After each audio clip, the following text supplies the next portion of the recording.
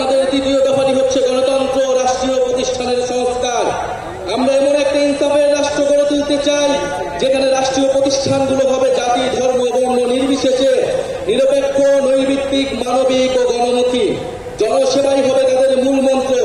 একই সঙ্গে রাষ্ট্রের সকল সাংবিধানিক ও বিধিবিদ্ধ জবাবদিহিতা নিশ্চিতকারী প্রতিষ্ঠানের ক্ষমতা বৃদ্ধি করা হবে, যেন এই প্রতিষ্ঠানগুলো স্বাধীনভাবে কাজ করে নির্বাহী বিভাগের কর্তৃত্ব পরায়ণ হওয়ার প্রবণতা